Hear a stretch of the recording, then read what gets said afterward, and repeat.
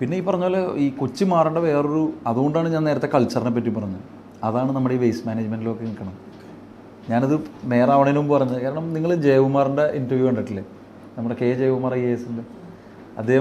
അദ്ദേഹത്തിൻ്റെ ആത്മകഥ പറയുമ്പോൾ അദ്ദേഹം പറയുന്നുണ്ട്, ഈ കോഴിക്കോട് കളക്ടറായിരുന്നിട്ട് കോഴിക്കോട് മേയറായിരിക്കുമ്പോൾ കുറച്ച് ചാർജ് അദ്ദേഹം കോഴിക്കോടിനെ പറ്റി ഒരുപാട് ഇങ്ങനെ സംസാരിക്കുന്നുണ്ട് ഗൃഹാതുരത്വത്തോടുകൂടി.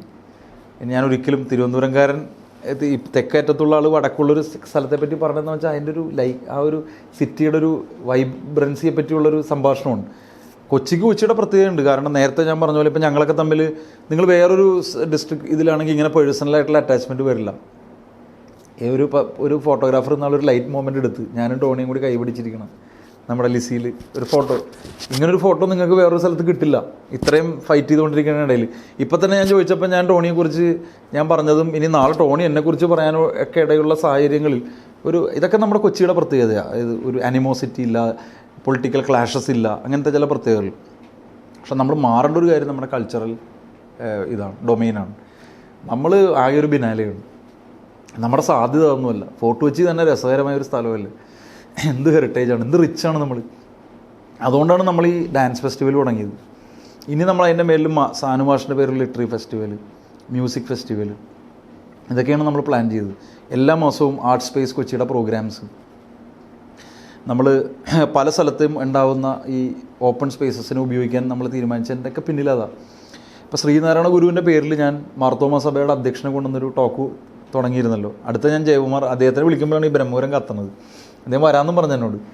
അപ്പോൾ ഈ ഗുരു ചിന്തകൾ തന്നെ പറയാനൊക്കെ ശ്രമിക്കുന്നതിൻ്റെ പിന്നിൽ ഈ കൾച്ചറൽ നമ്മുടെ ഇതൊന്നും മാറാൻ വേണ്ടിയിട്ടാണ്. നമ്മൾ കുറച്ചും കൂടി ഒരു വൈബ്രൻ്റ് ആവണം, പരസ്പര സ്നേഹം. ഇപ്പം നിങ്ങൾ നോക്കിക്കോ, സ്മാർട്ട് സിറ്റിയിൽ ഞാൻ ഇനീഷ്യേറ്റീവ് എടുത്ത് ചെയ്തിട്ടുള്ള ഒരു പ്രധാനപ്പെട്ട കാര്യം ഓപ്പൺ സ്പേസസാണ്. ശ്രദ്ധിച്ചില്ലേ? ഇപ്പോൾ രാജേന്ദ്ര മൈതാനം GCDക്ക് കാശ് കൊടുത്തു, ചങ്ങമ്പുഴ പാർക്കിന് കാശ് കൊടുത്തു, ഞങ്ങൾ PJ ആന്റണി ഇത് ശരിയാക്കുന്നു. ചെറിയൊരു സാധനമാണെങ്കിൽ പോലും നമ്മൾ മീറ്റിങ്സ് നടത്തണം. ലാലൻ ടവർ എന്നാണ് അതിനെ പറയണത്. ആ ചെറിയ സ്പേസിൽ അത് നന്നാക്കണില്ലേ? നിങ്ങൾ സുഭാഷ് പാർക്ക് നോക്കി. സുഭാഷ് പാർക്ക് ഇപ്പോൾ സമൃദ്ധിയെ പോലെ തന്നെ ഹിറ്റല്ലേ ഇത്. അവിടുത്തെ അവിടെ വന്ന ആൾക്കാരെ നിങ്ങൾ നോക്കിയേ.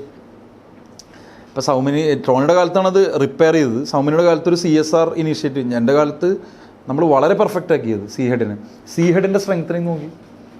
Centre for heritage environment and development എന്ന് പറയുന്ന ആ സ്ഥാപനത്തെ ദിനേശ് മേനോയുടെ കാലത്ത് നല്ല ഭാവനയോടുകൂടി ഇദ്ദേഹം തുടങ്ങിയതാണ്.